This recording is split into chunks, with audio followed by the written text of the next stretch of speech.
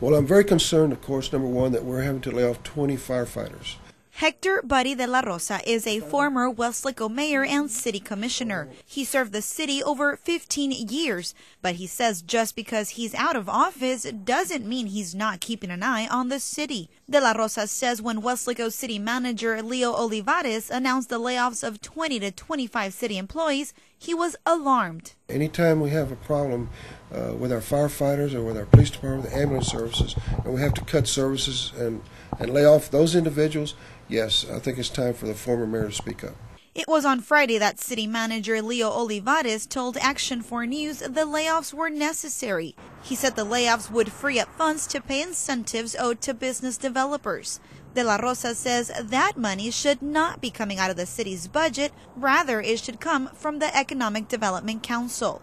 And the Economic Development Corporation, with the blessing of the city of Weslaco, did agree to pay certain rebates from our half-cent sales tax.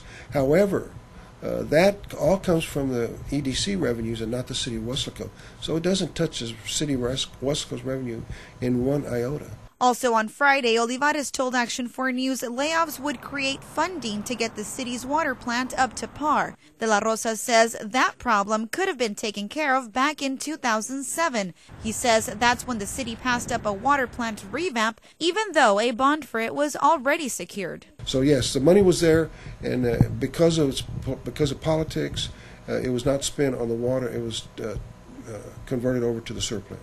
De la Rosa does have an idea how to get the money back into Weslaco's budget. He says the city is losing money by paying a private company to do trash pickup. He says that's a job for the city and used to be the biggest source of revenue. When they privatized the garbage collection, has lost over $1.5 million annually that at one time had gone into our general fund. De la Rosa doesn't blame the city's problems on Olivares. Instead, he says it's the fault of elected leaders who give Olivares direction on how to spend taxpayers' money. In Weslaco, Daisy Martinez, Action 4 News.